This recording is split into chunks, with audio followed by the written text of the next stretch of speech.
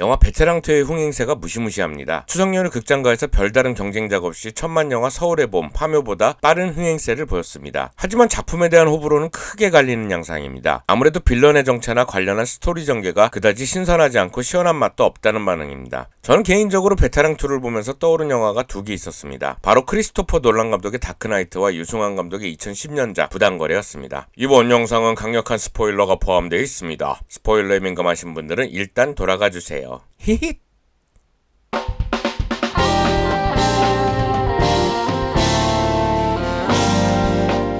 영화가 시작되자마자 저는 깜짝 놀랐었습니다. 의외로 너무 빨리 빌런의 정체를 드러냈었거든요. 네, 정혜인이 연기한 박선우였습니다. 사실 박선우가 빌런일 것이라는 예측은 개봉 전부터 많은 분들이 예상했던 바였죠. 베테랑 형사와 젊은 빌런의 대결 구도라는 시리즈 특유의 캐릭터 또는 캐스팅 설정과 개봉 전부터 빌런을 드러내지 않은 마케팅은 사실 정혜인이 빌런일 것이라는 정황을 예상 가능케 했었으니까요. 그래서 저는 영화에서 좀 더 이른 타이밍에 빌런의 정체를 드러내겠구나 라고 생각했었는데 그보다 훨씬 더 빨리 아예 영화 시작부터 범인의 얼굴을 까고 가더라고요. 그러니까 베테랑2는 범인의 정체와 관련한 서스펜스를 아예 처음부터 포기하고 가더라고요. 아니 왜 이런 선택을 했지? 라는 궁금증과 함께 영화를 보다 보니 감독의 의도를 조금은 알 수 있었습니다. 영화 관람 후 상당수의 리뷰 영상을 보니 형사와 빌런의 대결 구도에 중점을 둔 경우가 많았고 특히 비질란테나 노웨이 아웃, 더 룰렛과 같은 최근 선보인 드라마와의 유사성을 지적하며 영화의 중심 소재인 사적 제재가 식상하다는 반응이 줄을 이루고 있더군요. 사실 베테랑2는 감독이 빌런의 정체와 이를 추적하는 과정에 그다지 관심이 없어 보였습니다. 그래서인지 박선우의 살인 동기도 없으며 주인공 서도철이 박선우의 정체를 밝혀내는 과정도 그냥 네가 범인이다 라는 식으로 어찌 보면 너무 성의 없어 보였습니다.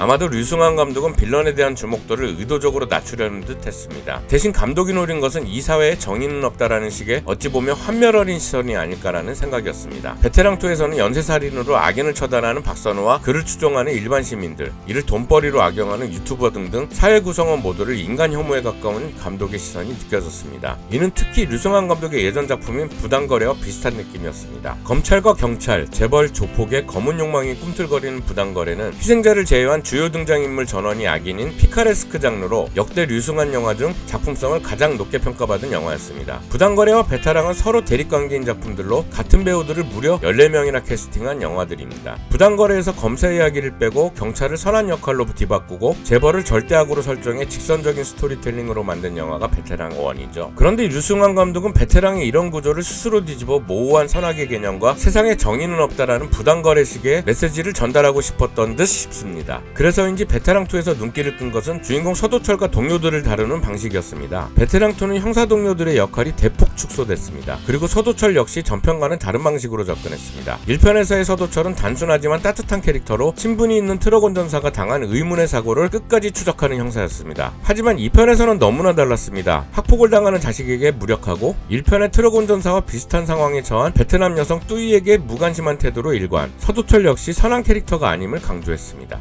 이처럼 주인공 서도철마저 모호한 선악의 개념으로 밀어넣는 역할을 하는 것이 빌런인 박선우입니다. 베테랑2에서는 박선우라는 빌런의 역할은 영화 다크나이트의 조커와 비슷한 듯합니다. 역대 히어로 영화 가운데 가장 높은 작품성으로 평가받는 다크나이트는 조커를 통해 주인공 배트맨의 무력함과 폭력성을 드러내며 선악의 모호함이라는 주제의식을 보여준 걸작이었습니다. 특히 베테랑2의 클라이막스에서는 박선우가 유튜버 정의부장과 베트남 여성 투이, 서도철의 아들을 동시에 인질로 붙잡고 서도철에게 선택해야 하는 장면은 다크나이트에서 시민과 죄수가 각각 탄 여객선 장면을 연상하게 만들었습니다. 영화가 이런 구성으로 전개되다 보니 베테랑 1편이나 범죄도시 시리즈처럼 주인공과 빌런의 뚜렷한 대결 구도와 시원한 결말을 기대했던 관객들에겐 실망감을 줄 법했습니다. 반면 평론가들에겐 부당거래에 버금가는 높은 평점을 얻은 듯합니다. 아무튼 베테랑2는 스토리 전개와 캐릭터 구성이 전편의 맥락을 이어가긴 하지만 주제의식과 감독의 시선은 부당거래와 좀 더 가까운 듯했습니다. 사실 경찰의 사적 제재라는 소재 역시 부당거래에서 동료 형사들이 마지막에 최철기 반장을 처단하는 결말로 활용됐었죠.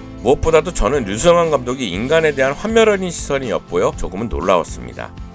류승환 감독은 확실히 군함도 이후 연출 스타일과 제작 패턴이 상당히 달라진 듯합니다. 2021년부터 모가디슈, 밀수, 베테랑2로 사실상 1년에 한 편씩 다작을 하는 데다 상업성과 주제의식 어느 한쪽으로 치우치지 않는 방식으로 가고 있습니다. 현재 류승환 감독은 조인성, 박정민 주연의 첫봄을 휴민트의 제작에 들어간 상태입니다. 베를린의 후속작이라고도 예상되고 있는 휴민트는 어떤 이야기를 전할지 기대가 됩니다. 이번 시간은 여기까지입니다. 안녕. 구독 좋아요, 알람 설정 해주실 분들. 망극하옵니다. 각하를 위해 죽을 것이옵니다. 각하! 복 받으실 거예요.